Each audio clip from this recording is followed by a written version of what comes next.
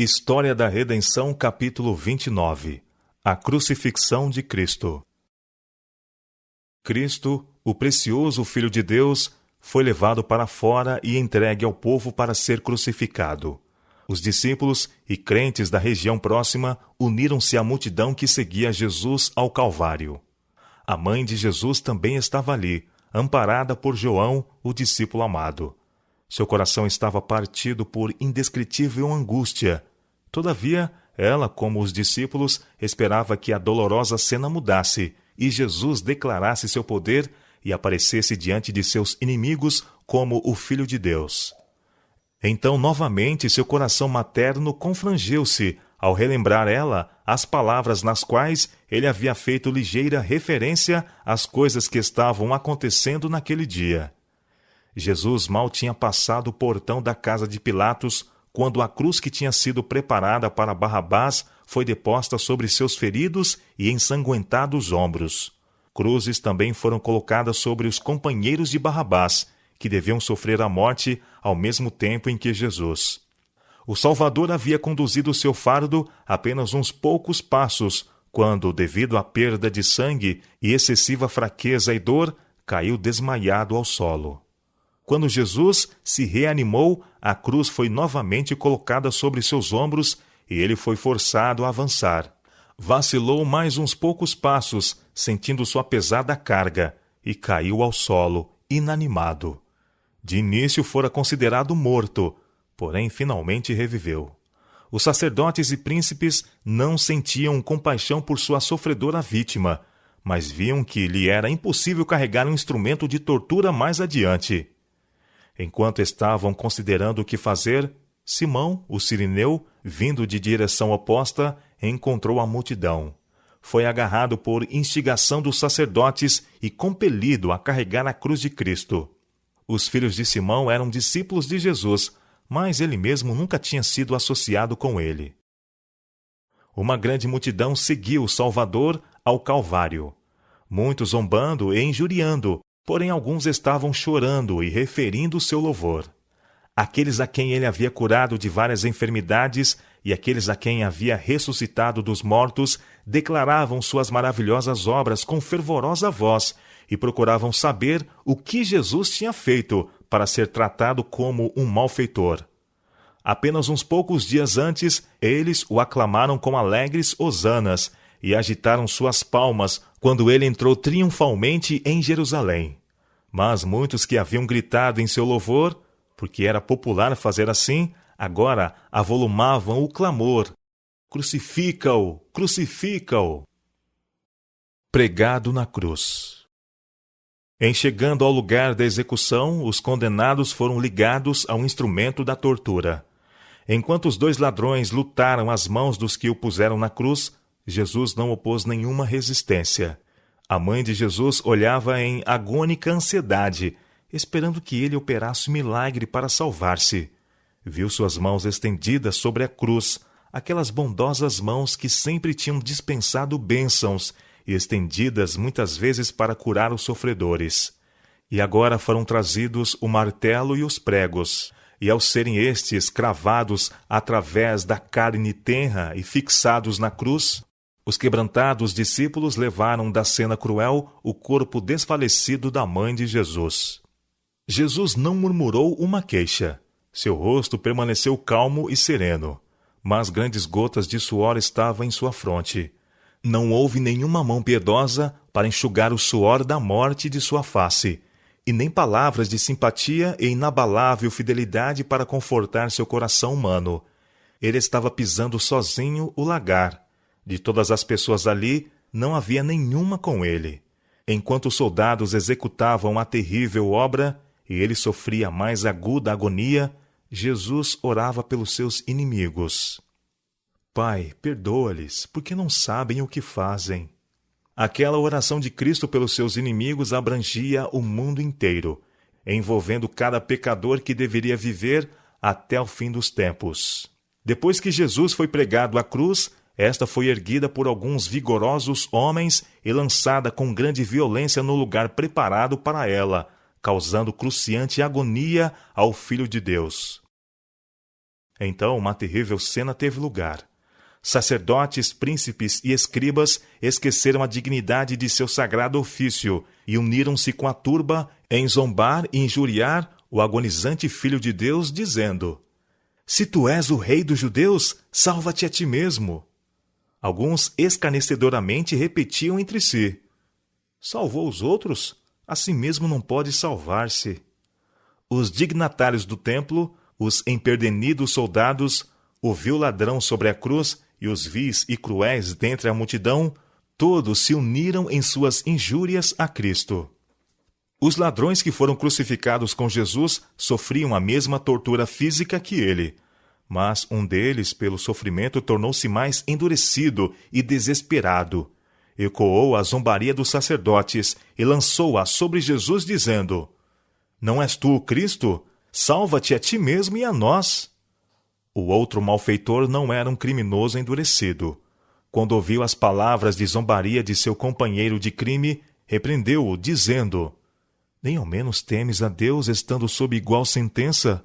Nós, na verdade, com justiça, porque recebemos o castigo que os nossos atos merecem, mas este nenhum mal fez. Então, quando seu coração se volta para Cristo, celestial iluminação inundou-lhe a mente. Em Jesus, ferido, zombado e pendente da cruz, ele viu seu Redentor, sua única esperança, e a ele apelou em humilde fé. Jesus, lembra-te de mim quando entrares no teu reino. Jesus lhe respondeu: Em verdade te digo que hoje estarás comigo no paraíso.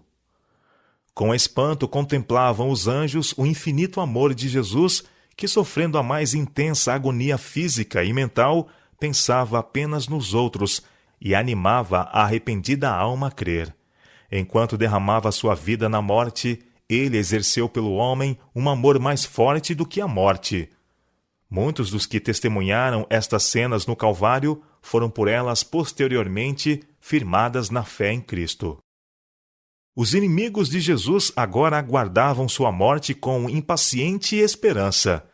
Esse acontecimento, imaginavam, apagariam para sempre os rumores de seu divino poder e as maravilhas de seus milagres. Lisonjeavam-se de que não mais teriam de tremer por causa de sua influência. Os insensíveis soldados que haviam pregado o corpo de Jesus na cruz dividiram entre si suas vestes, contendendo sobre uma peça que era uma única sem costura. Finalmente decidiram o assunto lançando sortes. A pena da inspiração descreveu essa cena com pormenores, centenas de anos antes da mesma ter lugar. Cães me cercam, uma súcia de malfeitores me rodeia. Traspassaram-me as mãos e os pés, repartem entre si as minhas vestes, e sobre a minha túnica deitam sortes. Salmo, capítulo 22, versos 16 e 18. Uma lição de amor filial. Os olhos de Jesus vaguearam sobre a multidão que se reunira para testemunhar sua morte, e ele viu ao pé da cruz João amparando Maria, a mãe de Cristo. Tinha ela retornado à terrível cena, não suportando permanecer longe de seu filho. A última lição de Jesus foi de amor filial. Olhando o rosto abatido de sua mãe, e então a João, disse, dirigindo-se a ela: Mulher, eis aí o teu filho. Depois ao discípulo: Eis aí tua mãe. João bem compreendeu as palavras de Jesus e o sagrado dever que lhe foi confiado. Imediatamente removeu a mãe de Cristo da terrível cena do Calvário. Daquela hora em diante, dela cuidou como filho obediente, tomando-a em seu próprio lar.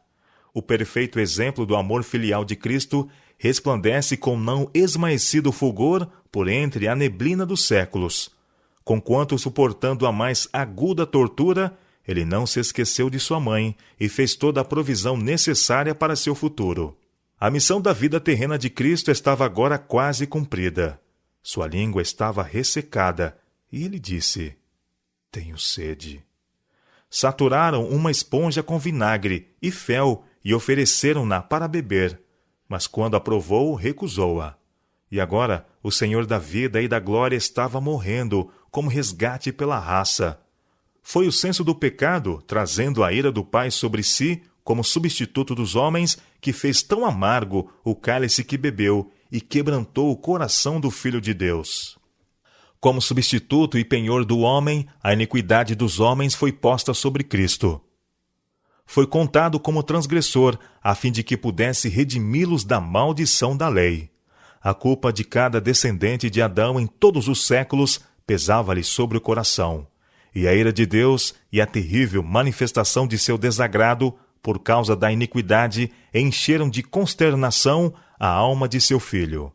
O afastamento do semblante divino, do Salvador, nessa hora de suprema angústia, penetrou-lhe o coração com uma dor que nunca poderá ser bem compreendida pelo homem. Toda a dor suportada pelo Filho de Deus sobre a cruz, as gotas de sangue que corriam de sua fronte, suas mãos e pés, as convulsões de agonia que sacudiam seu corpo e a indescritível angústia que enchia sua alma ao dele ocultar o Pai a face, falam ao homem dizendo: foi por amor de ti que o Filho de Deus consentiu em levar sobre ele esses odiosos crimes. Por ti, ele rompeu o domínio da morte e abriu os portões do paraíso e da vida imortal.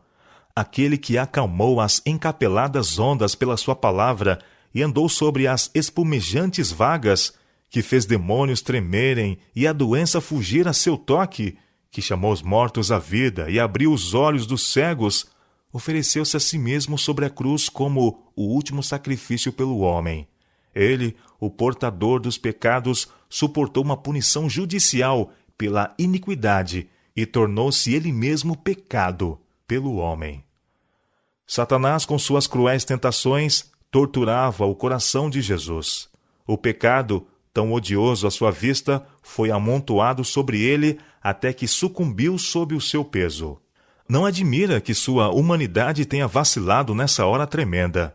Com espanto, os anjos presenciaram a desesperada agonia do Filho de Deus, tão maior que a dor física, que esta mal era sentida por ele. As hostes do céu velaram o rosto do terrível espetáculo.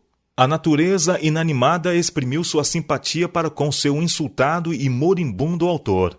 O sol recusou contemplar a espantosa cena. Seus raios plenos, brilhantes, iluminavam a terra ao meio-dia, quando de súbito pareceu apagar-se. Completa escuridão, qual um sudário, envolveu a cruz e toda a cercania dela. As trevas se estenderam por 3 horas inteiras. À hora 9, ergueu-se a terrível treva de sobre o povo, mas como um manto continuou a envolver o Salvador.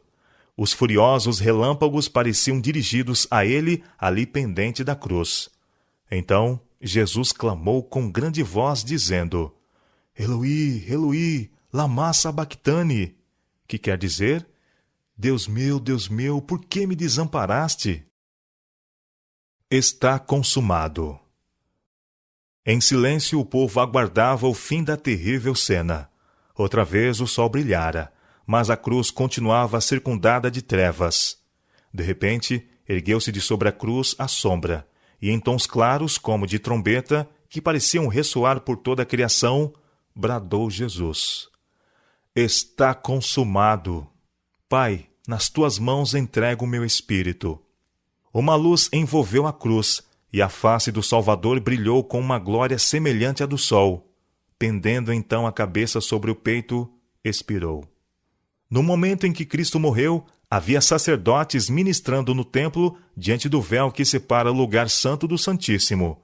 Subitamente eles sentiram a terra tremer sobre si, e o véu do templo, uma forte e rica tapeçaria, renovada anualmente, foi rasgado em 2 de cima a baixo, pela mesma mão lívida que escreveu as palavras de condenação nas paredes do palácio de Belsazar. Jesus não entregou sua vida até que tivesse cumprido a obra que viera fazer, e exclamou em seu derradeiro alento: Está consumado. Os anjos se alegraram quando estas palavras foram proferidas, pois o grande plano da redenção estava sendo triunfalmente executado. Houve alegria no céu de que os filhos de Adão pudessem agora, mediante uma vida de obediência, ser elevados finalmente à presença de Deus. Satanás foi derrotado e sabia que seu reino estava perdido.